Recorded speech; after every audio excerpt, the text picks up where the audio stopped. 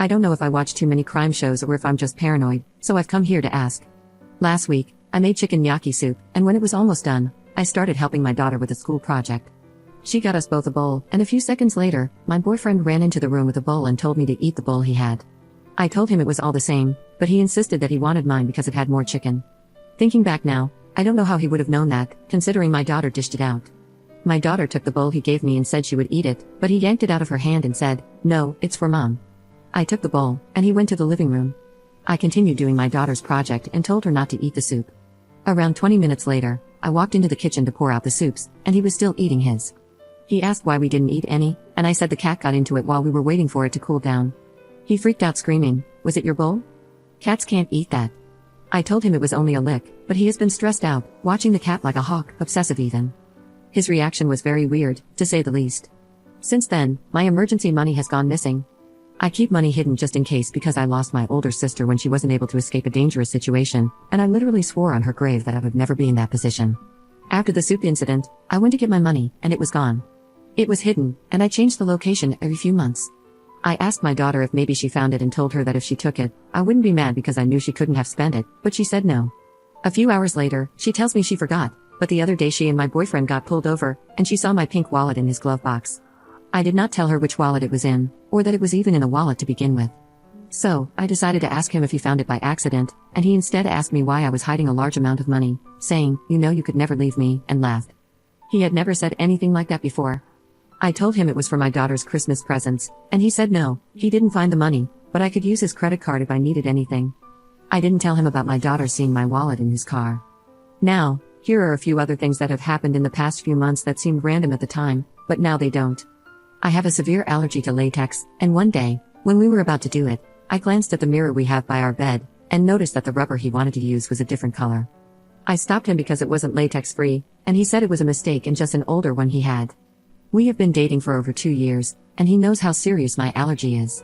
My EpiPen, which I keep in my room, is missing, and I didn't realize it until I was searching for my money. Another odd thing is that one day, he was following me down the stairs while I was carrying laundry, and he kicked the back of my leg, causing me to fall. He said he slipped, but the stairs are wood, and he was wearing his steel toe boots. At the time, I thought it was an accident. Is this all just my imagination running wild? My anxiety has been at an all-time high. I thought about going to my mom's house for a few days and asking him when I get there when I'm safe about the money, but I don't have money to do that now. She is on a fixed income and can't help. I feel stupid for being scared. Last night, I decided to check his car for my wallet, and he caught me. I asked him for my money back, and he tried playing dumb. I told him my daughter saw it there, but he said she was lying. I told him I never told her about the money or what wallet, and he said he was a grown man, and kids lie all the time. I asked him once more for my money, and he said, "I'm not giving you money to leave me." I waited until he was in the shower to grab my cat and my daughter, and we left. I can't take my cat with us to a shelter, and the DV shelters are full. I was able to get us a night at a cheap motel. This exact situation is why I had money saved. I did everything right, and now I'm still screwed. I feel like I just blew up my entire life. Update 1. The day after we left, he sent me a picture of my EpiPen and telling me it was in my nightstand the entire time. I tore that room apart looking for it, so I know for a fact it wasn't there. He tried getting me to come back, telling me I scared myself stupid by watching too many true crime TV shows. Something didn't feel right, so I told him to put my money and EpiPen in the mailbox. We went back and forth, and he denied having my money. He then said, "If we broke up, you and your daughter are no longer allowed in my apartment, and will be treated like trespassers," and sent me a picture of his target practice sheets. I went to the police about the money, but was told it was a civil issue. I was upset, but wanted the rest of my stuff, so I asked if someone could come with me.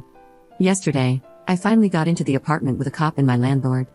He destroyed all of my daughter's belongings, ruined the laptop charger I use for work, and there was no EpiPen in sight. My daughter's medication, along with the backup medical supplies we had, were all ruined as well. Our landlord let me off the lease without having to pay an early termination fee, which is great considering I have no money and motels are expensive. All shelters are currently full, and I'm lost on what to do. I don't want to get rid of our cat. Update 2. I just updated 5 days ago, but this will be my final update because there is nothing anyone can do. I was encouraged to go back to the police station after my last update, so, on Saturday, December 9th, I went back again. This time I printed out the threatening text messages that included the target practice sheets he sent. I explained in detail about the accidents, proving he was trying to hurt me.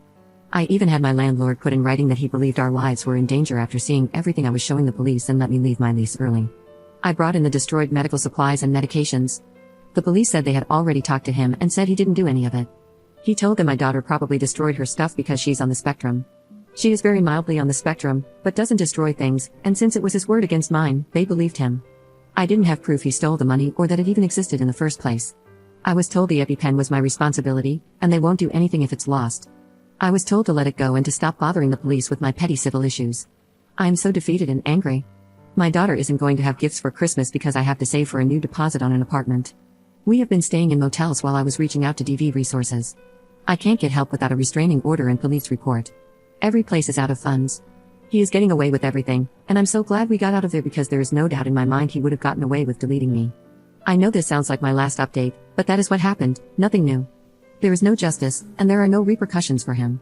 He still gets to stay in that apartment. My landlord offered me another unit across town, but I can't afford to move in. This exact situation is why I had money stashed away because no one has ever cared about us, and I knew that. There is nothing else I can do. Update 3. A lot of people wanted an update, so here it is. On Christmas, he slashed my tires, knowing I would have to pay out of pocket to replace them, which I don't have. Today, he threw a heavy patio chair through the window of the place we were staying at to let me know he knew where we were, and I was asked to leave for everyone's safety. However, my daughter and I aren't safe. I walked in the snow with my daughter and our cat, and I felt vulnerable and like open prey, so we came back to the police station to sit in the lobby until morning. Shelters are still full, and I now have to disclose that he is dangerous anywhere we go. The police couldn't find him, but I know he has to be close. I don't know what his endgame is. Update 4. I checked everywhere I could think of and still couldn't figure out how he was tracking us. I blocked him on everything, including email, after he sent me pictures of his target practice sheets among other things, and I got a cheap burner phone for now. My daughter was out of school for winter break, so he didn't follow her or anything. I checked my car for a tracker, still nothing. I do not have an iPhone, so I couldn't check whatever app an AirTag is attached to. My cat is harness trained and wears a collar, but there was no tracker. That is, until today, I decided to inspect the carrier. I ran my fingers over every inch of it and felt a bump on the bottom soft side. There was no new stitching or an obvious cut. He had to use a seam ripper along the stitching. It was undetectable, and I almost missed it. He had to have help because I've never seen him sew anything, probably the same person who is letting him hide now. If his excuse for the AirTag was to track my cat, he would have put it on his collar or harness because that is what he would wear when we go out on walks or car rides. My cat would never go in his carrier unless I was planning on leaving for more than a few days. I have no idea how long it has been there, nor do I know how far the tracker works, but now I know we aren't safe where we are, again. I feel disgusting, and I feel like hunted prey. This is so unnerving, and I'm so uncomfortable. Just who the F was I living with? Update 5. I'm hoping this update will make everyone as happy as it makes me. I was finally granted the restraining order. We get the keys to our new apartment on the 11th, a place I can afford monthly and also comes partially furnished. It's in a super safe area right by my daughter's school.